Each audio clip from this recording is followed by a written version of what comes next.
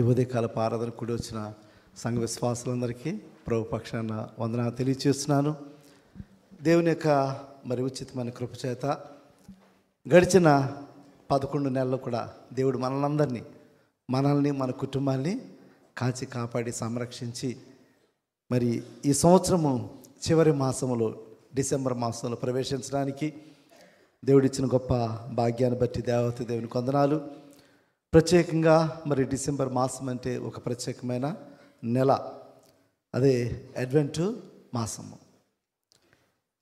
Advent అనే మాటకు అర్థం ఏంటంటే రాక, కమింగ్, అంటే క్రీస్తు మొదటి రాకడను గురించి ఇక నెలంతా కూడా మనము సెలబ్రేట్ చేసుకునే డేస్. క్రీస్తు మన కొరకు ఈ లోకానికి ఆయన ఎందుకు వచ్చినాడు, ఆ ప్రాముఖ్యతలన్నీ కూడా ఈ నెలంతా కూడా మనం ధ్యానం చేసుకుంటూ, మననం చేసుకుంటూ, స్తుతిస్తూ, సంతోషిస్తూ ఈ దినములన్నీ కూడా మనము గడుపుతూ ఉంటాం.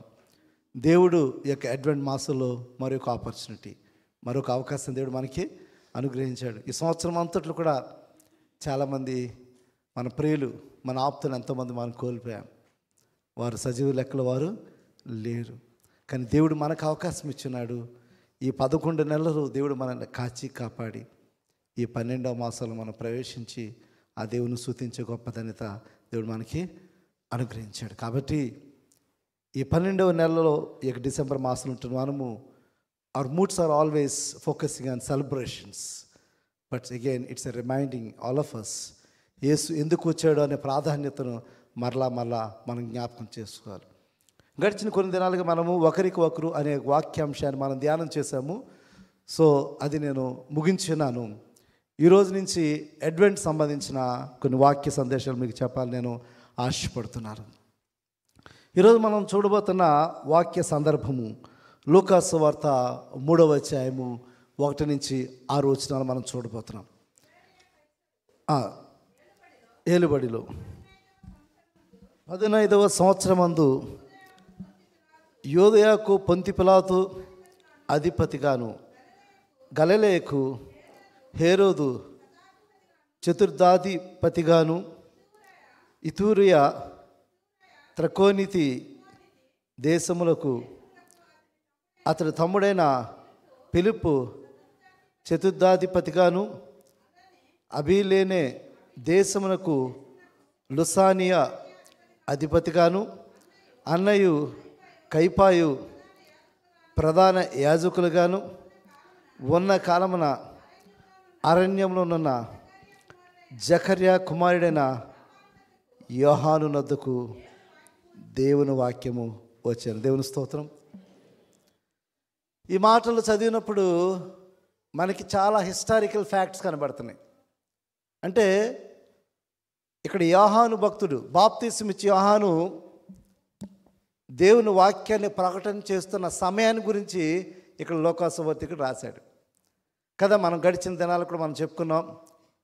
లూకాసు సువార్తికుడు ఒక డాక్టర్ గారు. ఆయన చాలా సందర్భాల్లో ఆయన ఆ యొక్క సంఘటనల్ని ప్రస్తావిస్తున్నప్పుడు ఆయన కొన్ని హిస్టారికల్ ఫ్యాక్ట్స్, అంటే ఈ లోకంలో ఉన్న చరిత్రను కూడా ఆయన పొందుపరిచినట్టుగా మనం చూసాం. మనం గడిచిన ఈ లూకాసు సువార్త 2వ అధ్యాయంలో మనం చూసాం. అక్కడ లూకాసు సువార్త 2వ అధ్యాయం 1వ వచనంలో మొదటి సెన్సస్ గురించి, అంటే ప్రజా సంఖ్య మొట్టమొదటిగా రాయబడింది. అది ఎవరి యొక్క పరిపాలన కాలంలో జరిగిందో, కైసరు ఆగుస్తు కాలంలో ఆ యొక్క ఆజ్ఞ ఇచ్చి ఉన్నాడనే మాటను అక్కడ మనము చూసాము. అంటే బైబిల్ యొక్క చరిత్రను ప్రపంచ చరిత్రకు మనము పోల్చి చూసినప్పుడు ఇది ఫ్యాక్ట్ అని మనం నమ్మాలి. ఇది ఫ్యాక్ట్ అని మనం నమ్మాలి. కొన్ని సందర్భాల్లో బైబిల్ ఉన్నది ఈ యొక్క ఓల్డ్ హిస్టరీతో మ్యాచ్ కాలేదనుకోండి, ఒకవేళ ఇది ఏమన్నా సృష్టించవచ్చు అనుకోవచ్చు మనం. కానీ ఇక్కడ రాసిన సువార్తికుడు చాలా అద్భుతంగా మనం చదివిన మాటలు చూసినప్పుడు ఎంతోమంది గురించి అక్కడ ప్రస్తావించాడు. వాళ్ళందరూ కూడా ఈ కాలంలో పరిపాలన చేస్తున్నారు. పలానా దేశంలో పలానా వ్యక్తి ఈ విధంగా అతను పరిపాలన చేస్తున్నాడు, ఈ విధంగా ఉన్నాడని చెప్పి ఇవన్నిటి గురించి ఇక్కడ రాసిన తర్వాత ఆ సందర్భంలో ఆ కాలంలో యోహాను ఈ మాటలు అక్కడ పలికినట్టుగా మనం స్పష్టంగా మనం చూస్తున్నాం. కాబట్టి ఇక్కడ చరిత్రను అక్కడ కోట్ చేసినట్టుగా మనం స్పష్టంగా మనం చూస్తున్నాం. అయితే మన వాక్యాన్ని మనం చూసినప్పుడు మలాకి నుంచి మత్తయి సువార్త ఈ మధ్యకాలంలో 400 years గ్యాప్ వచ్చిందంట. దేవుని వాక్కు లేదంట. ఈ 400 years డార్క్ ఏజ్ అంటారన్నమాట. దాన్ని ఏంటంటే చీకటి యుగం అంటారు. ఎందుకంటే దేవుని వాక్కు రాలేదు ఎవరికి. ఆ 400 సంవత్సరాలు కూడా ఏ ప్రవక్త ద్వారా కూడా దేవుడు మాట్లాడలేదు. మరలా తిరిగి బాప్తిస్మం యోహాను ద్వారా దేవుడు మాట్లాడాడు. 400 సంవత్సరాల తర్వాత, ఆఫ్టర్ సైలెంట్ ఇయర్స్, ఆ నిశ్శబ్ద యుగము తర్వాత మరల దేవుని వాక్కు యోహాను ద్వారా ముందుకు వచ్చింది. ఎందుకంటే యోహానుని దేవుడు ప్రత్యేకించుకున్నాడు. యోహానుని దేవుడు ఏర్పాటు చేసుకున్నాడు. ప్రభు మార్గమును సిద్ధపరచడానికి, ఆయన మార్గమును సరళం చేయడానికి బాప్తిస్మం యోహాన్ని దేవుడు ఈ లోకానికి ప్రభువైన యేసుక్రీస్తు ముందుగానే పంపించున్నాడు. ఇక్కడ బాప్తిస్మం యోహాను ఎప్పుడైతే వాక్యాన్ని ప్రకటన చేయడం ప్రారంభించాడో అప్పటికి ప్రభువైన యేసుక్రీస్తుకి 30 సంవత్సరాలు నిండిమట. 30 సంవత్సరాలు నిండినవి. ఎందుకంటే ఈ బాప్తిస్మం యోహాను కాలంలోనే ప్రభువైన యేసుక్రీస్తు కూడా ఆయన బహిరంగంగా వచ్చి ఆయన బాప్తిస్మం తీసుకున్నట్టుగా కూడా మనము బైబిల్లో వాక్యాన్ని మనం స్పష్టంగా మనం చూస్తున్నాం. కాబట్టి ఆ ప్రభువైన యేసుక్రీస్తు ఎప్పుడైతే బహిరంగంగా పరిచర్య ప్రారంభించడానికి వచ్చాడో అప్పుడు ప్రభువైన యేసుక్రీస్తుకి 30 సంవత్సరాలు. అయితే ఈ బాప్తిస్మం యోహాను కూడా సమకాలికుడిగానే ఉన్నాడు. అయితే ఈ బాప్తిస్మం యోహాను ఎప్పుడైతే ఈయన కూడా పరిచర్య ప్రారంభించున్నాడో ఈయన పరిచర్య చాలా ప్రత్యేకత. ఎందుకంటే ఆ కాలంలో ఇతను పుట్టడమే ఓల్డర్ పేరెంట్స్కి పుట్టాడు. బాగా వృద్ధాప్యంలో ఉన్న తల్లిదండ్రులకి పుట్టినారు. మరి ఇతడు ఎటువంటి పరిస్థితులు ఇతను ఎదుర్కొన్నాడో తెలియదు. కానీ దేవుని చేత ఏర్పాటు చేయబడినవాడు, ప్రత్యేకింపబడినవాడు. అతడు లోకానికి వేరుగా ప్రత్యేకమైన జీవితాన్ని అతడు జీవించిన వాడుగా ఉన్నట్టుగా మనం చూస్తున్నాం. దేవుని వాక్యాన్ని మనం చూసినట్లయితే మత్తయి సువార్త 3వ అధ్యాయము 1 నుంచి 5 వచనాలు చూసినప్పుడు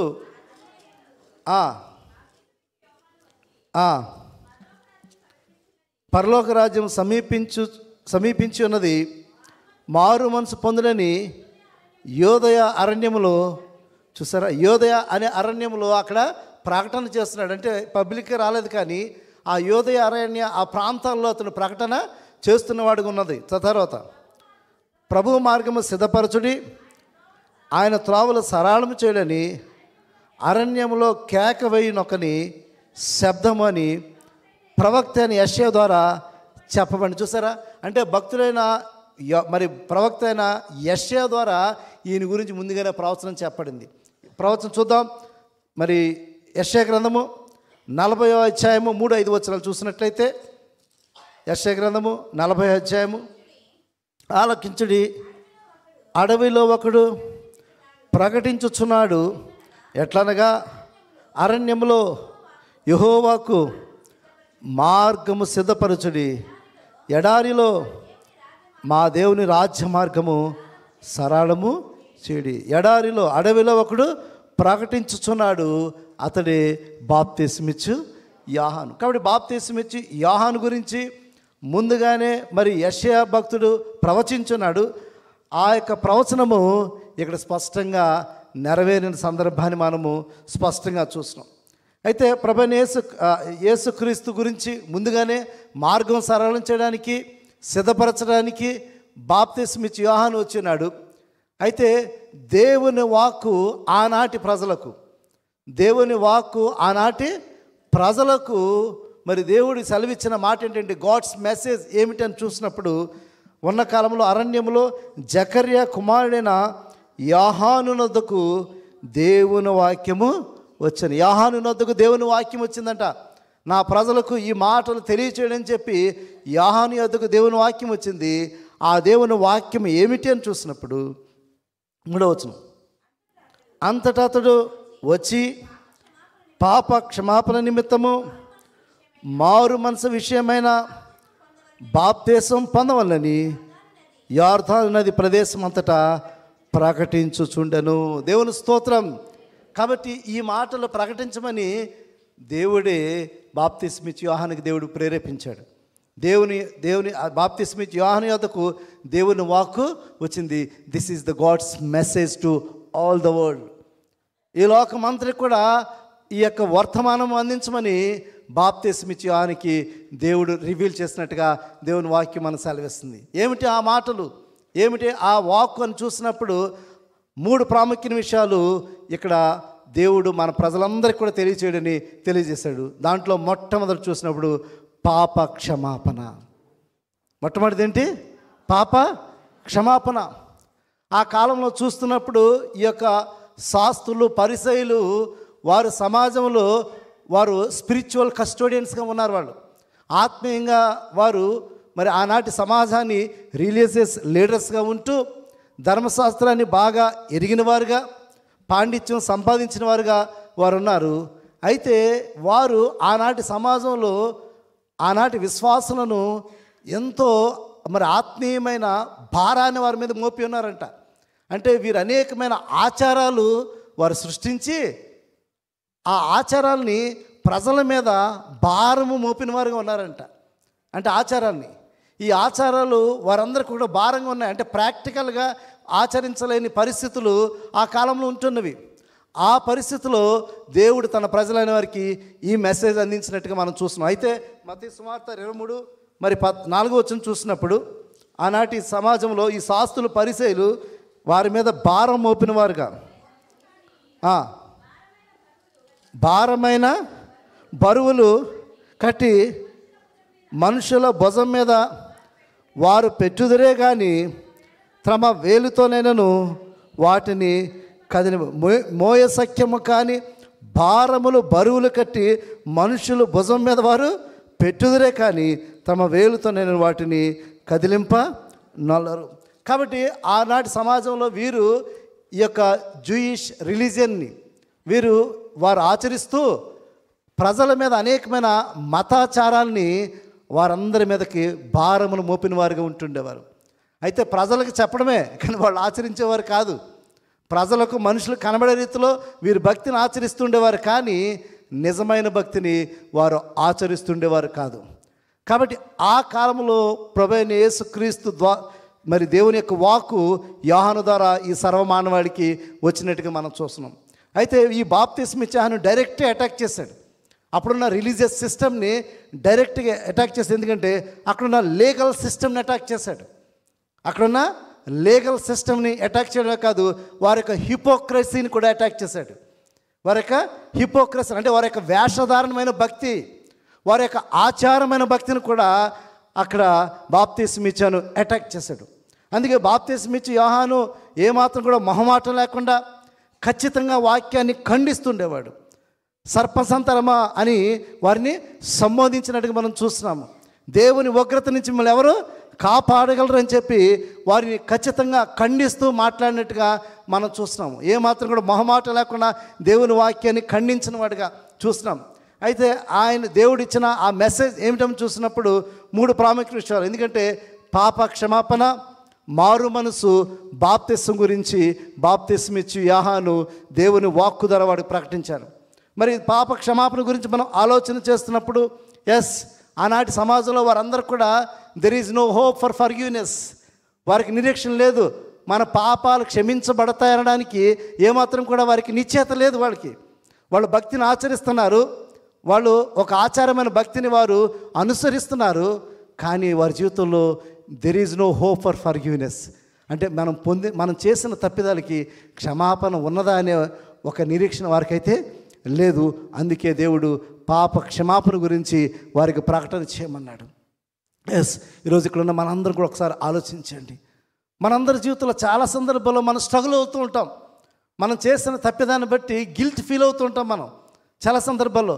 అయితే మనందరం కూడా అయ్యో నేను చేసిన ఈ తప్పిదాన్ని నా దేవుడు క్షమిస్తాడా, నేనేమి చేసిన తప్పిదాన్ని నా దేవుడు తీసివేస్తాడా, నన్ను అంగీకరిస్తాడా అని చాలా సందర్భాల్లో, ఎన్నో సందర్భాల్లో మనం చింతపడుతుంటాం. మనందరం కూడా ఇక్కడ ఉన్న మనందరం కూడా చాలా సందర్భాల్లో ఏదైనా ఒక సమస్య వచ్చినప్పుడు, నాకు నేనుగా కూడా చాలా సందర్భాల్లో ఏదైనా ఒక సమస్య వచ్చినప్పుడు, ఏదైనా ఒక ఇబ్బంది వచ్చినప్పుడు, ఏదైనా ఒక ప్రతికూల పరిస్థితి వచ్చినప్పుడు, దేవుని దగ్గర గోజాడి ప్రార్థన చేస్తున్నప్పుడు, దేవుని దగ్గర వేడుకుంటున్నప్పుడు ఖచ్చితంగా కన్ఫెస్సింగ్ ప్రేయర్ మనం చేస్తూ ఉంటాం. ఎందుకంటే దేవా నేను ఏదైనా తప్పిదం చేస్తే నన్ను క్షమించి దేవా అని చెప్పి ఖచ్చితంగా దేవుని దగ్గర ఎప్పుడైతే మనం ప్రార్థన చేస్తామో, దేవుని దగ్గర ఎప్పుడైతే ఒప్పుకుంటామో, దేవుని దగ్గర ఎప్పుడైతే కన్నీటితో పశ్చాత్తాపడుతుంటామో, ఖచ్చితంగా మన దేవుడు అంగీకరించే దేవుడు, మన పాపాలను క్షమించే దేవుడు. అందుకే ఆ యొక్క వర్తమానాన్ని సర్వలోకానికి కూడా ప్రకటించమని బాప్తీసం ఇచ్చి యోహాను ద్వారా దేవుడు ఈ లోకానికి పంపించాడు. పాప క్షమాపణ గురించి ప్రకటన చేయడం ప్రారంభించాడు. నిజమే, మన దేవుడు మన పాపాన్ని క్షమించే అధికారం కలిగి ఉన్నాడు.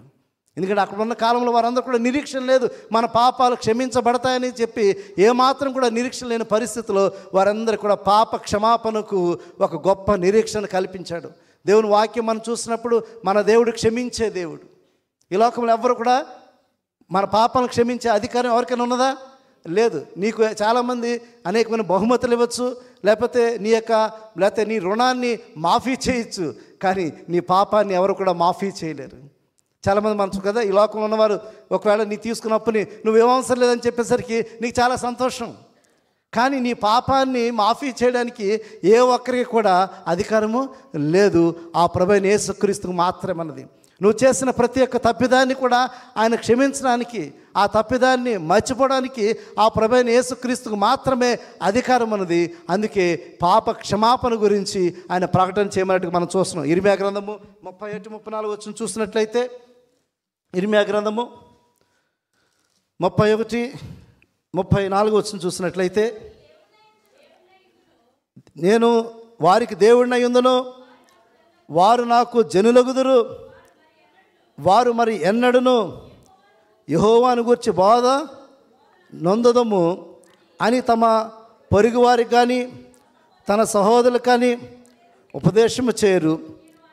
నేను వారి దోషములను క్షమించి వారి పాపములను ఇక నెన్నడను జ్ఞాపకం చేసుకున్నాను గనుక అల్పులేమి ఘనులేమి అందరూ నన్ను ఎరుగుదురు. ఇదే యెహోవా వాక్కు. ఆనాటి ఆ యొక్క బబులోను చెరలో ఉన్న ఆ ఇశ్రాయేలు ప్రజలను ఉద్దేశించి దేవుడు ఈ మాటలు చెప్తున్నాడు. ఏంటంటే, వారి దోషములు క్షమించి వారి పాపములు ఇంకెన్నడూ కూడా జ్ఞాపకం చేసుకొని చెప్తున్నాడు. అంటే పాపాలను క్షమించే అధికారం ఆ ప్రభువైన యేసుక్రీస్తుకే దేవుడు ఇచ్చినాడు. ఆ ప్రభువైన యేసుక్రీస్తు ఈ లోకానికి వచ్చినప్పుడు ఎన్నో సందర్భాల్లో నీ పాపములు క్షమించబడి ఉన్నవి అనే మాట ఆయన ప్రస్తావించాడు. ఒకనొక సందర్భంలో ఒక పక్షవాయు గలవాన్ని ఆ యొక్క మంచం మీద తీసుకువచ్చి ఆ ఇంటిలోని తీసుకువచ్చినప్పుడు అతను స్వస్థపరచమని 4 స్నేహితులు కూడా ఆ ఇంట్లోకి తీసుకొచ్చారండి అతన్ని. ప్రభువైన యేసుక్రీస్తు పలికిన మొదటి మాట ఏంటంటే, నీ పాపములు క్షమించబడి. వాళ్ళందరూ ఆశ్చర్యపోయారు. స్వస్థత కొరకు తీసుకొస్తే ఆయన ఏం చెప్పాడంటే, మీ పాపములు క్షమించబడి ఉన్నవని ఆయన ప్రభువైన యేసుక్రీస్తు తెలియజేసినట్టుగా మనం చూస్తున్నాం. అవును, ప్రభువైన యేసుక్రీస్తు మనందరినీ కూడా క్షమించడానికి ఈ లోకానికి వచ్చాడు. మనం చేసిన పాపాన్ని కొట్టివేయడానికి, మనం చేసిన పాపాన్ని మరి అన్నడు కూడా జ్ఞాపకం చేసుకోవడానికి. అయితే ఇఫ్ యు కన్ఫెస్ ఇక్కడ మనందరం చాలామంది, అయ్యో నేను పాపం చేస్తున్నానని మనందరం కూడా చెప్తూ ఉంటాం. కొంతమంది గిల్ట్ ఫీలింగ్ కూడా ఉండదు. వారు చేస్తున్న పాపానికి కొంతమంది గిల్ట్ ఫీలింగ్ కూడా ఉండదు. అంటే అపరార్థమైన ఆ యొక్క ఆలోచన కూడా వారికి లేకుండా వాళ్ళు పాపం చేస్తుంటారు. వారు కఠినమైన వారు ఇంకా ఆ పాపంలో జీవిస్తూ బహిరంగంగా గొప్పగా జీవిస్తుంటారు. కొంతమంది ఆ పాపంలో జీవిస్తూ చాలా బహిరంగంగా జీవిస్తుంటారు. వారికి అసలు కఠినమైన హృదయం అన్నమాట. ఇంకా అంటే వారు ఏమాత్రం కూడా అపరాధం చేస్తున్నామని, పాపం చేస్తున్నామని ఒక గిల్ట్ ఫీలింగ్ కూడా లేని వారు ఉంటారు. కానీ మన దేవుడు క్షమించే దేవుడు, ఖచ్చితంగా మన పాపాన్ని కొట్టివేసే దేవుడు, మన పాపాలను తీసివేసే గొప్ప దేవుడు ఉన్నాడని ఎన్నో సందర్భాల్లో వాక్యం మనకు స్పష్టంగా సెలవిస్తుంది. నెహెమ్యా గ్రంథము 9వ అధ్యాయం 17వ వచనం కూడా చూసినప్పుడు, నెహెమ్యా గ్రంథము 9వ అధ్యాయము 17వ వచనం చూసినట్లయితే,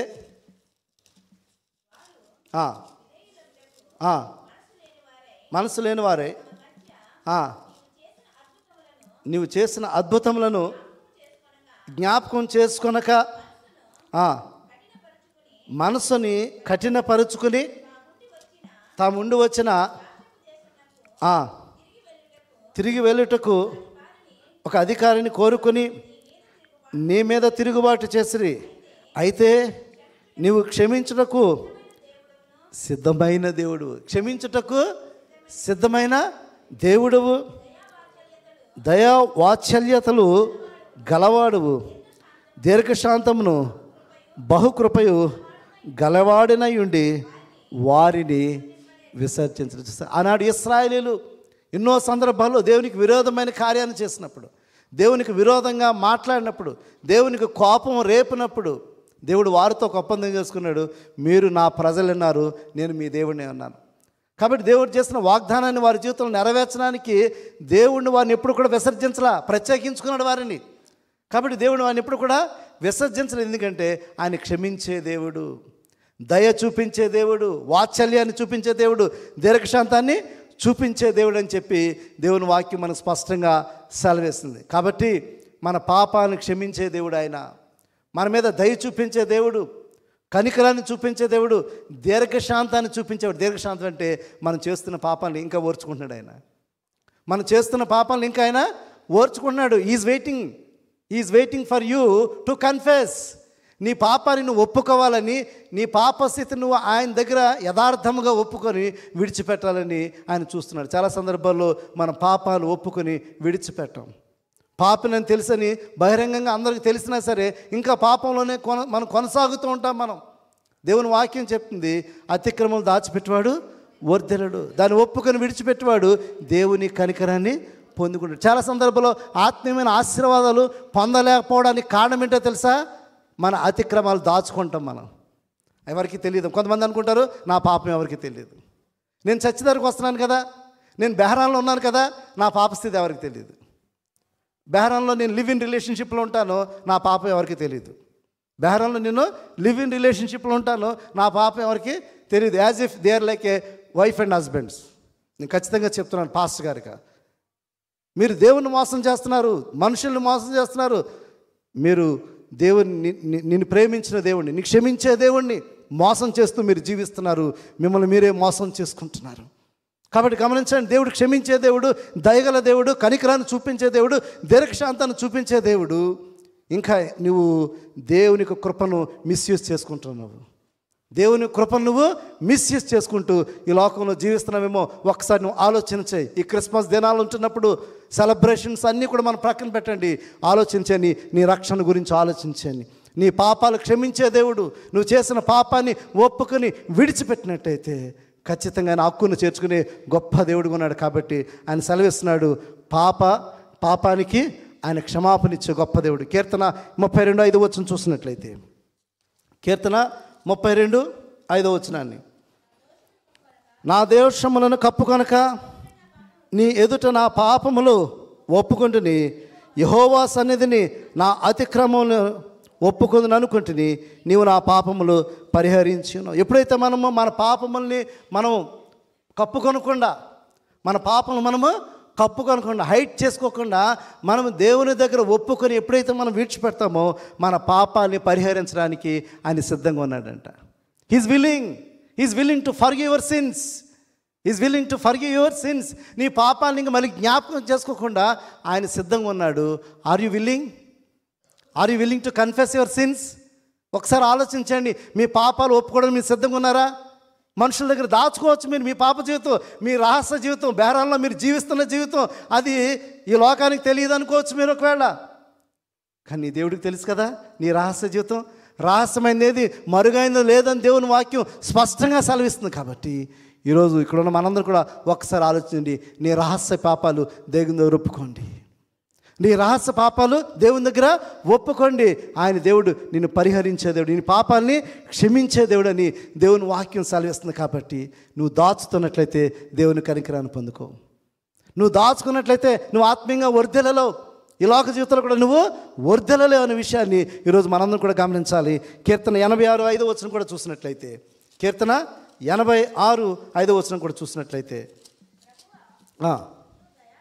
నీవు దయాళుడువు క్షమించుటకు, చూసా దేవా నువ్వు దయాళుడు క్షమించుటకు సిద్ధమైన మనసు. చూసా ఆయన క్షమించడానికి సిద్ధంగా ఉన్నాడంట. బట్ నీవే ఆయన దగ్గర ఒప్పుకోవట్లా, నీవే ఆయన దగ్గర ఒప్పుకోవట్లేదు. నీ పాపాన్ని యథార్థంగా ఆయన దగ్గర ఒప్పుకోవట్లా. నేను పాపం చేస్తున్నాను, నీ పాపిని చాలా సందర్భాల్లో నేను అనేక విశ్వాసం చూస్తున్నాను. వారి పాపస్థితిని బట్టి వాళ్ళు నిందించుకుంటూ ఉంటారు, కానీ పాపాన్ని విడిచిపెట్టడానికి ఇష్టపడరు. పాపస్థితిని నిందించుకుంటారు, అయ్యో నేను పాపంలో ఉన్నానండి, నేను చెడ్డదానండి, నేను చెడ్డవాడినండి, నేను ఈ స్థితిలో ఉన్నాను అని చెప్తుంటారు. కానీ ఆ పాపాన్ని విడిచిపెట్టడానికి ఇష్టం లేదు. ఆ ఇష్టం లేకపోవడం వల్ల దేవుని దయని పొందలేదు. దేవుని వాక్యం స్పష్టంగా సెలవిచ్చిన రీతికి ఏంటంటే, మన పాపాన్ని మనం ఒప్పుకున్నట్లయితే దాన్ని క్షమించడానికి, నీవు దయాళుడువు, క్షమించుటకు సిద్ధమైన మనస్సు గలవాడు, నీకు మొరపెట్టు వారందరి ఎలా కృపాతిశయము గలవాడు. ఖచ్చితంగా ఆయన దగ్గర మనం ప్రార్థన చేసినప్పుడు, ఆయన దగ్గర ఒప్పుకున్నప్పుడు ఆయన క్షమించడానికి సిద్ధంగా ఉన్నాడు. Are you willing? ఇక్కడ మనందరూ ఒకసారి ఆలోచించండి. Are you willing to confess your sins? మనుషుల దగ్గర వద్దండి, యాజకుల దగ్గర అవసరం లేదు, దైవజనుల దగ్గర అవసరం లేదు. నువ్వు ఎక్కడంటే దేవుని దగ్గరికి వెళ్ళి ఒప్పుకో నీ పాపాన్ని. దేవుని దగ్గరికి వెళ్ళి రహస్యమైన నీ తండ్రి దగ్గర నువ్వు ఒప్పుకో. నువ్వు ఒప్పుకున్నప్పుడు నీ తండ్రి నేను క్షమిస్తాడు. ఎప్పుడైతే క్షమాపణ పొందుకుంటావో నీ యొక్క హృదయం పీస్ఫుల్గా ఉంటుంది. తెలుసండి, క్షమాపణ లేదనుకోండి, అలజడి నీ జీవితంలో, ఆందోళన, బరువుగా ఉంటుంది, మనసు సంతోషంగా ఏమాత్రం కూడా ఉండదు. దేవుని సన్నిధికి వచ్చిన సంతోషం ఉండదు, ఎందుకంటే ఒక భారం కలిగి ఉంటాం. కాబట్టి ఈరోజు మనందరికీ దేవుడు మాట్లాడుతున్న మాట అంటే, పాప క్షమాపణ పొంది నిమిత్తము మనమందరం కూడా ఒప్పుకొని విడిచిపెట్టేవారు ఉండాలి. రెండవ చూసినప్పుడు, ఆ బాప్తిస్మా ఇచ్చే యోహాను ద్వారా దేవుడు ప్రకటన చేసిన రెండవ మాట చూసినప్పుడు, మారు మనసు గురించి ఆయన ప్రకటన చేశాడు. మారు మనసు గురించి ఆయన ప్రకటన చేస్తాడు. చాలా సందర్భాల్లో మన జీవితాన్ని మార్చుకోవడానికి మనం సంసిద్ధత లేము. 2024 సంవత్సరం అయిపోతుంది, 11 నెలలు అయిపోయినాయి. మనం కొంత సహోదరులు మనం మాట్లాడుకున్నాం, 11 నెలలు ఏ విధంగా అయిపోయిందో మనకు తెలియలేదండి అన్నారు. నిజమే కదా, చాలా ఫాస్ట్గా వెళ్ళిపోయినాయి. ఒక నెలలో మనం ఉన్నాము, ఒక నెల దాడితే మనము 2025 సంవత్సరంలో నూతనమైన క్యాలెండర్ మనం చూడబోతున్నాము, నూతనమైన సంవత్సరాన్ని మనం చూడబోతున్నాము. Are you changed in your life? నీ జీవితంలో మార్చుకున్నావా? ఏదైతే దేవునికి ఇష్టం లేనివో వాడు మార్చుకోవడానికి నువ్వు ఇష్టపడుతున్నావా? దేవుని వాక్యం నిన్ను హెచ్చరిస్తుంది, దేవుని మాటలు నీతో మాట్లాడుతున్నాయి, దేవుడు నిన్ను మారాలని ఆయన కోరుకుంటున్నాడు. నీవు ఒక చెడ్డవాడిగా మరి పాపంలో నువ్వు నశించుకోవాలని ఏమాత్రం కూడా ఆయన ఇష్టపడట్లేదు. దేవుడు మనకు దొరుకు కాలంలోనే మన బ్రతుకును మార్చుకోవాలి. వాక్యం అదే సెలవిస్తుంది. యెషయా గ్రంథము 55:6-7 వచనం చూసినట్లయితే, యెషయా గ్రంథము 55:6-7 వచనాలు చూసినట్లయితే, యెహోవా మీకు దొరుకు కాలమందు ఆయనను వెదకుడి, ఆయన సమీపంలో ఉండగానే ఆయనను వేడుకొనుడి. భక్తిహీనులు తమ మార్గములను విడవలను, దుష్టులు తమ తలంపులను మానవలను, వారు యెహోవా వైపు తిరిగినట్ల ఆయన వారి యందు జాలిపడును. వారు మన దేవుని వైపు తిరిగినట్ల ఆయన బహుగా క్షమించును. కాబట్టి మనం ఆయన దొరుకు కాలం, ఆయన వాక్యం మనం వింటున్నప్పుడు, ఆయన వాక్యం ద్వారా హెచ్చరింపబడుతున్నప్పుడు, ఆయన వాక్యం ద్వారా మనం సరిచేయబడుతున్నప్పుడు, మన జీవితాన్ని మనం మార్చుకున్నప్పుడు ఆయన క్షమించే దేవుడు. సిద్ధమైన మనసు కలిగి నేను క్షమించడానికి ఆయన సిద్ధంగా ఉన్నాడు. Are you willing? ఒకసారి ఆలోచించండి. ఇంకా నీ బ్రతుకును మార్చుకోవడానికి ఇష్టపడుతున్నది ఒకసారి ఆలోచించి, దేవునికి ఇష్టమైన రీతిలో, నీకు ఇష్టమైన రీతిలో కాదు నీ జీవితం మార్చుకో. చాలా సందర్భాల్లో నీకు ఇష్టమైన రీతిలో నువ్వు మార్చుకోవడానికి ప్రయత్నం చేస్తుంటావు, నీకు ఇష్టమైన రీతిలో ఉండాలని నువ్వు అనుకుంటుంటావు. కానీ నీకు ఇష్టమైన రీతిలో కాదు, దేవునికి ఇష్టమైన రీతిలో నీ బ్రతుకును మార్చుకోవాలి. ఖచ్చితంగా నువ్వు మార్చుకున్నప్పుడు, నీ బ్రతుకును మార్చుకున్నప్పుడు ఖచ్చితంగా దేవుడు నేను క్షమించగలిగే గొప్ప దేవుడు ఉన్నాడు. అందు మాత్రమే కాదు, నువ్వేమాత్రం కూడా నశించడం ఆయనకి ఇష్టమే లేదు. దేవుని వాక్యం చెప్తుంది. యెహెజ్కేలు గ్రంథము 18వ అధ్యాయము 30-32 వచనాలు చూసినప్పుడు, యెహెజ్కేలు గ్రంథము కాబట్టి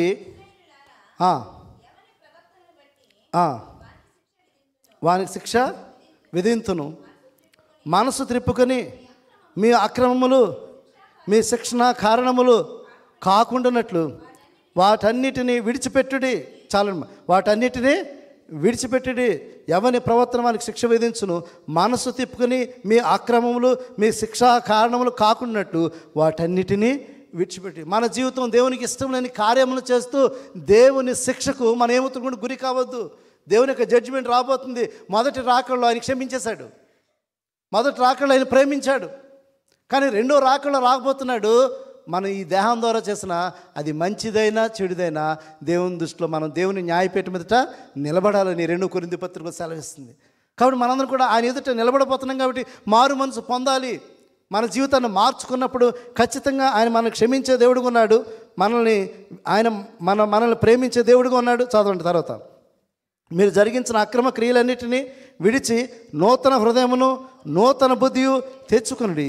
ఇశ్రాయేలురా మీరెందుకు మరణం నొందుదురు, ఇది ప్రభువుకు యెహోవా వాక్కు. మరణం నొందువాడు మరణం నొందుటను బట్టి నేను సంతోషించువాడను కావున మీరు మనసు త్రిప్పుకునడి, అప్పుడు మీరు బ్రతుకుదు. మీరు ఈ పాపంలో మరణించడం అనేది, మీ జీవితం ఈ పాపంలో మరణించడం అనేది, ఈ చెడు జీవితంలో మీ మరణించడం అనేది ఆయన ఏమాత్రం కూడా ఇష్టం లేదు. ఆయన ఏమాత్రం కూడా ఇష్టము లేదు. అందుకే మీ పాప జీవితాన్ని విడిచిపెట్టి మారు మనసు పొందుడి, మీరు బ్రతుకుదురని దేవుని వాక్యం సెలవిస్తుంది. కాబట్టి రెండవగా మరి మెసేజ్ మనం చూసినప్పుడు మారు మనసు పొందుడి, మీ బ్రతుకులు మార్చుకొనుడి అని దేవుని వాక్యం మనకి స్పష్టంగా సెలవిస్తుంది. అయితే ఇష్టం లేనివారు, అంటే ఈ లోకంలో ఉండేవారు, పాపంలో ఉన్నవారికి ఏమాత్రం కూడా ఇష్టం ఉండదు వాక్యం. పాపంలో ఉన్నవారికి ఏమాత్రం ఈ మాటలు సహించవు, ఇష్టపడరు, దేవుని యొద్దకు రాలేరు వాళ్ళు. ఎందుకంటే వారి క్రియలు చెడ్డవి, వారి క్రియలు చీకటివి, వారి క్రియలు చెడ్డవే. కాబట్టి వారు దేవుని మాటలు వినడానికి ఇష్టపడరు. వాళ్ళు ఎక్కువగా దేవుని మాటల ద్వారా సరి చేయడానికి వారు ఏమాత్రం కూడా ఇష్టపడరు. అదే వాక్యం చెప్తుంది. యోహాను సువార్త 3వ అధ్యాయము 19-20 వచనాలు చూసినప్పుడు, వెలుగు లోకంలోనికి వచ్చును కానీ తమ క్రియలు చెడ్డవైనందున మనుషులు వెలుగును ప్రేమింపక చీకటినే ప్రేమిస్తున్నారు. వారి క్రియలు చెడ్డవి కాబట్టి వారు మంచిని ప్రేమించలేరు, వారు మంచిని ప్రేమించలేరు. అటువంటి వారు ఏం చేస్తుంటారంటే చెడ్డ క్రియలు చేస్తున్నారని సపోర్ట్ చేస్తారు. తెలుసా, సమాజంలో వారిని ఎక్కువగా సపోర్ట్ చేస్తారు. తెలుసా, చెడ్డ క్రియలు చేస్తున్న పెద్ద హీరో వాళ్ళు, చెడ్డ క్రియలు చేస్తున్నవాడు హీరోలు అండి. ఇప్పుడు ఈరోజు సమాజం మనం చూసినప్పుడు డైవర్స్ తీసుకుని మళ్ళీ వివాహం చేసుకుంటే అది పెద్ద న్యూస్ మనందరికీ. అది మనకి పెద్ద న్యూస్. వాళ్ళు డైవర్స్ తీసేసుకోవచ్చు, అది ఒక పెద్ద మెసేజ్ సమాజానికి. మళ్ళీ అది ఒక మనందరూ కూడా లైవ్లో చూపించడం మనందరికి కూడా ఒకసారి చూడండి. అంటే సమాజం ఏ విధంగా వెళ్ళిపోతుంది, సమాజం ఏ విధంగా ఉందో చూడండి. వాళ్ళు చేసిన తప్పులను మనందరం చూడాలి. వారు చేసిన తప్పులు సమాజానికి ఏం మెసేజ్ ఇస్తున్నారు వాళ్ళు. నేటి సమాజం పరిస్థితులు అట్టి రీతిగా ఉన్నాయి. చాలా సందర్భాలు మనం చూసినప్పుడు తప్పులు చేస్తున్నవారు అటువంటి వారిని వారు సపోర్ట్ చేసేవారుగా ఉంటున్నారు. దేవుని బిడ్డలైన వారు వారిని అసహించుకుంటారు. దేవుని బిడ్డలైన వారు వారికి దూరంగా ఉండవలసిన వారు. కాబట్టి దేవుని వాక్యం స్పష్టంగా సెలవిస్తుంటే, వారు మనుషులు వెలుగును ప్రేమింపక చీకటినే ప్రేమించరు. దుష్కారం చేయ ప్రతివాడు వెలుగును ద్వేషించి తన క్రియలు దుష్క్రియలుగా కనబడుకున్నట్లు వెలుగుని వద్దకే రాడంట. దేవుని వద్దకే రాడు, దేవుని వద్దకే రాడు. ఎందుకంటే దేవుని వద్దకు వచ్చినప్పుడు వారి పాపాలు ఎక్స్పోజ్ అవుతాయి. దేవుని వద్దకు వచ్చినప్పుడు పాపాలు ఎక్స్పోజ్ అవుతాయి. కాబట్టి దినాన్ని ఒకసారి ఆలోచించండి. అంటే మారు మనసు పొందడానికి ఇష్టపడిన వారు దూరంగానే ఉంటారు దేవునికి. వారు దేవునికి దూరంగానే రహస్యమైన జీవితం, దాచుకునే జీవితం, పాప జీవితం, చీకటి జీవితాన్ని వారు కలిగి ఉంటారు. కానీ వారి జీవితాన్ని మార్చుకోవడానికి ఇష్టపడుతున్న వారు ఖచ్చితంగా అది దేవుడి పరిశుద్ధాత్మ నడిపింపిస్తుందంటండి. హోలీ స్పిరిట్ లీడ్ చేస్తుందంట. ఆ హోలీ స్పిరిట్ లీడ్ చేసి వారిని కన్ఫెస్ అవ్వడానికి హోలీ స్పిరిట్ వాళ్ళు ఒప్పిస్తుందంటండి. If you are willing to confess your sin, if you willing to ఆ పాప జీవితాన్ని విడిచిపెట్టడానికి నువ్వు విల్లింగ్నెస్ చూపించినట్లయితే ఆ హోలీ స్పిరిట్ లీడ్ చేస్తుందంట నేను ఒప్పించడానికి. దేవుని వాక్యం ఏదో చెప్తుంది చూడండి. యోహాను సువార్త 16వ అధ్యాయము 8వ వచనం చూసినట్లయితే, యోహాను సువార్త 16వ అధ్యాయము 8వ వచనం, ఆయన వచ్చి పాపమును గూర్చి నీతిని గూర్చి, దాని ముందు కూడా చదవండి అమ్మా. అయితే నేను మీతో సత్యము చెప్పుచున్నాను, నేను వెళ్ళిపోవటం వల్ల మీకు ప్రయోజనకరము. నేను వెళ్ళని ఎడల ఆదరణకర్త మీ వద్దకు రాడు. నేను వెళ్ళిన ఎడల ఆయనను మీ వద్దకు, అంటే పరిశుద్ధాత్మ గురించి, ఆ ఆదరణకర్త మీ వద్దకు వస్తాడు. ఆ పరిశుద్ధాత్మ మీ వద్దకు వస్తుంది. ఆయన వచ్చి పాపను గూర్చి, నీతిని గూర్చి, తీర్పును గూర్చి లోకమును ఒప్పుకొన చెయ్యరు. చూసారా, అంటే ఒక వ్యక్తి పాపాన్ని ఒప్పుకోవడం, తన మనసులో సంసిద్ధత ఎప్పుడైతే ఉంటుందో, if is really willing, the Holy Spirit will guide you to confess your sins. The Holy Spirit will guide you. If you are not willing, నీ హృదయం కఠినమైపోయింది అనుకోండి, ఖచ్చితంగా హోలీ స్పిరిట్ గైడ్ చేయదు నేను. నీ హృదయం సంసిద్ధంగా ఉన్నప్పుడు ఆ వాక్యం నేను టచ్ చేస్తుంది. వాక్యం మనం చూసాం కదా, వాక్యం గుచ్చుకుంది అన్నమాట మనం చూసాం కదా. అపొస్తలుల గారు 2వ అధ్యాయంలో వాక్యము గుచ్చుకుంది. ఎవరైతే వాక్యం గుచ్చుకుంటుందో, if they are willing, they can change their life. వారి జీవితాన్ని మార్చుకోవాలి. ఎందుకంటే పరిశుద్ధాత్మదేవుడు వారిని నడిపిస్తాడు, వారి పాపాన్ని ఒప్పింపచేస్తాడు. ఎప్పుడైతే పాపాన్ని ఒప్పింపచేస్తాడో వారిలో నిజమైన దుఃఖం ఉంటుందండి. నిజమైన దుఃఖం వారికి మారు మనసు అనుగ్రహిస్తుందంట. లోక సంబంధమైన దుఃఖం మరణానికి పంపిస్తుందంట. నిజమైన దుఃఖం మనం ఏం చేస్తుందంట? చూడండి 2 కొరింథీ పత్రిక 7వ అధ్యాయము 9-10 వచనాలు. దుఃఖపడతారని మీరు దుఃఖపడి మారు మనసు పొందుతారని ఇప్పుడు సంతోషించుచున్నాను. ఏలయనగా ఏ విషయంనైనాను మా వలన మీరు నష్టం పొందకుండాటకై దైవ చిత్తానుసారముగా దుఃఖపడితరి. దైవ చిత్తానుసారమైన దుఃఖము రక్షణార్థమైన మారు మనసు కలుగు చేయనంట. ఈ మారు మనసు దుఃఖము పుట్టించదు, అయితే లోక సంబంధమైన దుఃఖము మరణము కలిగించినట్ట. ఈ దైవ చిత్తానుసారమైన దుఃఖం అది పరిశుద్ధాత్మ లీడింగ్ అండి. ఆ పరిశుద్ధాత్మ లీడింగ్ అండి అది. ఆ పరిశుద్ధాత్మ లీడింగ్ ఎవరికి ఉంటుందో definitely they will confess their sins, they will cry in the sight of God. దేవుని దృష్టిలో, మనుషుల దృష్టిలో కాదు. వాక్యం వారిని హెచ్చరింపబడినప్పుడు, పరిశుద్ధాత్మ దేవుని నడిపింపు వారికి ఉన్నప్పుడు ఖచ్చితంగా వారికి ఆ దుఃఖం వస్తుందండి. ఎస్, ఐఎమ్ ఎ సిన్నర్, నేను పాపిని, నేను పాపంలో జీవిస్తున్నాను, I want to come out, ఆ పాపం నుంచి బయట రావడానికి నేను ఇష్టపడుతున్నానని చెప్పి వారిలో ఎప్పుడైతే ఆ యొక్క రిపెంటెన్స్ ఎప్పుడైతే ఉంటుందో, ఆ మారు మనసు ఎప్పుడైతే ఉంటుందో పరిశుద్ధాత్మ దేవుడు ఒప్పింపు చేస్తాడు. పరిశుద్ధాత్మ దేవుడు ఆ దుఃఖాన్ని కలుగజేస్తాడు. ఆ పరిశుద్ధాత్మ దేవుడు ఎప్పుడైతే నడిపిస్తాడో వారి జీవితాన్ని మార్చుకుంటారు. కాబట్టి మొట్టమొదటి చూస్తున్నాడు, పాప క్షమాపణ మనము పొందుకున్నప్పుడు, కన్ఫెస్ చేసినప్పుడు దేవుడు ఖచ్చితంగా క్షమిస్తాడు. రెండోదిగా మనం మన యొక్క స్థితిని ఒప్పుకోవడానికి ఇష్టపడుతున్నప్పుడు, విడిచిపెట్టడానికి ఇష్టపడుతున్నప్పుడు పరిశుద్ధాత్మ దేవుడు ఖచ్చితంగా నడిపిస్తాడు ఆ పాపం నుంచి నువ్వు బయటకు రావడానికి. మూడోదిగా మనం చూస్తున్నప్పుడు బాప్తిస్మము. మూడోది ఏంటి? బాప్తిస్మము. ఎవరైతే వారి పాపక్రియలు విడిచిపెడతారో then only you have to take baptism. దేవునికి సంపూర్ణంగా మన జీవితాన్ని అర్పించుకొని జీవించాలి. దేవునికి సంపూర్ణంగా మన జీవితాన్ని అర్పించుకుని జీవించాలి. అప్పటిదాకా కూడా ఆ జూయిష్ రిలీజియన్లో బాప్తిస్మే లేదు, అక్కడ బాప్తిస్మం లేదు. అందుకే బాప్తిస్మం గురించి నేను ప్రకటన చేస్తున్నప్పుడు అనేక మంది వచ్చి మారు మనసు పొంది బాప్తిస్మం పొందినట్టుగా మనం చూస్తున్నాం. అనేక మంది వారు పాపములు ఒప్పుకొని వారు బాప్తిస్మం పొందినట్టుగా అనేక మంది యూదులు ఆయన యొద్దకు వచ్చినట్టుగా, అధికారులైన వారు వచ్చినట్టున్నారు. యూదులైన వారు అనేక మంది వారి దగ్గరికి వచ్చి బాప్తిస్మం పొందినట్టుగా మనం చూస్తున్నాం. ఈరోజు ఇక్కడ ఉన్న మనందరూ కూడా ఒక్కసారి ఆలోచించండి. పాస్టర్ గారు మేము ఆల్రెడీ బ్యాప్టిజం పొందామండి, ఆల్రెడీ మేము బ్యాప్టిజం పొందాము, మరి నీ స్థితి ఏంటి ఇప్పుడు? మళ్ళీ తిరిగి గొంగల పురుగు జీవితం వెళ్ళిపోయిందని ఇది, మళ్ళీ గొంగల పురుగు జీవితానికి నువ్వు వెళ్ళిపోయావా? ఒకసారి ఆలోచించండి. బాప్తిస్మం పొందిన తర్వాత నీకు లైసెన్స్ కాదు పాపం చేయడానికి. బాప్తిస్మం పొందిన తర్వాత బహు జాగ్రత్తగా జీవించాలి, నువ్వు బహు జాగ్రత్తగా జీవించాలి. నువ్వు బాప్తిస్మం పొందాలనుకున్నట్లయితే నువ్వు ఖచ్చితంగా నువ్వు దేవునికి సంపూర్ణంగా నీ జీవితాన్ని అర్పించుకొని జీవించాలి, ప్రత్యేకమైన జీవితాన్ని జీవించాలి. అనునిత్యం కూడా నువ్వు దేవుని దగ్గర నీ పాపాన్ని ఒప్పుకొని నువ్వు సంపూర్ణంగా విడిచిపెట్టి నువ్వు జీవిస్తున్నప్పుడు ఆ పరిశుద్ధాత్మ దేవుని యొక్క వరాన్ని అనుగ్రహిస్తున్నాడు. బాప్తిస్మం పొందిన తర్వాత దేవుడిచ్చే అనుగ్రహం ఏంటో తెలుసా? దేవుడిచ్చే బహుమతి ఏంటో తెలుసా? పరిశుద్ధాత్మ అనే వరం అంటండి. ఆ పరిశుద్ధాత్మ ఏం చేస్తుందంటే మన యొక్క దైనందిక జీవితంలో మనం ఏం చేయాలి, ఏం చేయకూడదో నడిపిస్తూనే ఉంటుంది నీకు.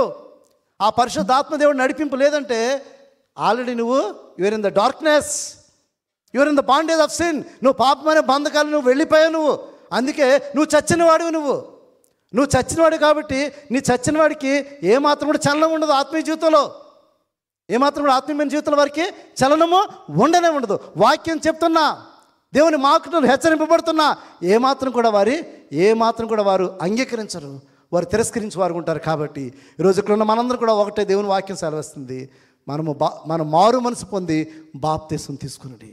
అందుకే ప్రభువైన యేసుక్రీస్తు ఆయన సెలవిస్తున్న రీతిగా ఏంటంటే సర్వలోకానికి వెళ్ళి సర్వ సృష్టికి మీరు సువార్తను ప్రకటన. ఎవరైతే నమ్ముతారో వారికి బాప్తిస్మయుడి. నమ్మి బాప్తిస్మం పొందినవాడు రక్షింపబడును, నమ్మని వారికి శిక్ష అని ప్రభువైన యేసుక్రీస్తే స్వయాన్ని ఆయన సెలవిస్తున్నాడు. కాబట్టి బాప్తిస్మం మీరు తక్కువగా చూడదు, ఒక ఆచారంగా మీరు చూడవద్దు. ప్రభువైన యేసుక్రీస్తు కూడా ఈ identified with all the sinners. ఈ లోకంలో ఉన్న పాపులందరికీ ఆయన కూడా ఒకటిగా గుర్తించుకుని ఆయన కూడా బాప్తిస్మం పొందాడు. కానీ ఆయనలో ఏ పాపము లేదు. నిన్ను నీతిమంతుడిగా చేయడానికి ఆయన పాపిగా, ఆయన ఈ లోకానికి పాపిగా చేయబడి ఉన్నాడు. ఎందుకంటే నిన్ను నన్ను కూడా పాపము నుంచి విమోచించడానికి, నిన్ను నన్ను కూడా ఆత్మీయమైన ధనవంతులుగా చేయడానికి, నిన్ను నన్ను కూడా దేవుని రాజ్య వారసులుగా చేయడానికి ఆయన ఈ లోకానికి వచ్చినాడు. కాబట్టి యోహాను ద్వారా ప్రపంచ మానవాళికి ఆయన ఇస్తున్న మెసేజ్ ఏంటంటే, ఒకటి పాపక్షమాపణ పొందండి, రెండోది మారు మనసు పొందండి, మూడోది బాప్తిసం తీసుకోండి. ఇంకా అనేక మంది బాప్తిసం తీసుకొనని వారు, రక్షణ అనుభవం లేని వారు, ప్రభు వల్ల పాలు పంచుకోలేని వారు అనేక మంది ఇంకా మన సంఘంలో ఉంటున్నారేమో. ఒకసారి ఆలోచించండి. 2024 సంవత్సరంలో చివరి మాసంలో ఉన్న నీవు నేను కూడా ఒకసారి మీరు ఆత్మ పరిశీలన చేసుకోండి. దేవుని సన్నిధికి ఆచారబద్ధంగా వచ్చి వెళ్ళొద్దు. దేవుని సన్నిధికి వచ్చి క్రిస్మస్ దినాలకు వచ్చేసాం, సంతోషంగా సెలబ్రేషన్స్ ఇవన్నీ చేసుకున్నామేమో. మొదటి రాకల్లో ఆయన క్షమించాడు, మొదటి రాకళ్ళు ఆయన ప్రేమించాడు, మొదటి రాకళ్ళు ఆయన త్యాగం చేశాడు, మొదటి రాకళ్ళు ఆయన యొక్క రక్తాన్ని చిందించాడు. రెండవ రాకల్లో ఆయన రాబోతున్నాడు. Accountable to God. ఆయన నిన్ను లెక్క అడగబోతున్నాడు.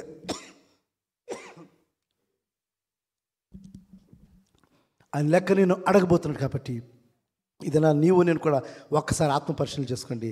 నీవు నేను కూడా, ఆర్ యు రిపెంటెడ్? నువ్వు మారు మనసు పొందినవాడుగా ఉన్నావా? దేవునితో నడిచినవాడుగా ఉన్నావా? సంపూర్ణంగా నీ పాపాలు క్షమించబడి ఉన్నాయని నిశ్చయత నువ్వు కలిగి ఉన్నా లేదో ఒక్కసారి నువ్వు ఆలోచించే. ఈ యొక్క సంవత్సరంలో 11 నెలలు కూడా దేవుడు కాచి కాపాడాడు. దేవుడు దీర్ఘశాంతుడిగా నీకు అనేకమైన అవకాశాలు ఇస్తూనే ఉన్నాడు. ఎందుకంటే నీవు పాపిగా చనిపోవడానికి ఇష్టం లేదు, ఆ పాపంలో నీ జీవితం నశించుకోవడం ఇష్టం లేదు. నీవు నేను కూడా సంపూర్ణంగా రక్షించబడాలని, మరలా తిరిగి తండ్రితో సమాధాన పడాలని, మరలా తిరిగి దేవుని రాజ్యానికి వారసులుగా చేయాలని, నిత్య జీవానికి వారసులు చేయాలని ఇష్టపడుతున్నాడు. కాబట్టి ఈ అడ్వాన్స్ సీజన్లో ఉన్న మనందరం కూడా ఈ 3 విషయాలు మరొకసారి ఆలోచించేద్దాం. మన పాపాన్ని మనం క్షమాపణ దేవుని దగ్గర దొరుకుతుంది కాబట్టి మన పాపం ఒప్పుకొని విడిచిపెడతాం.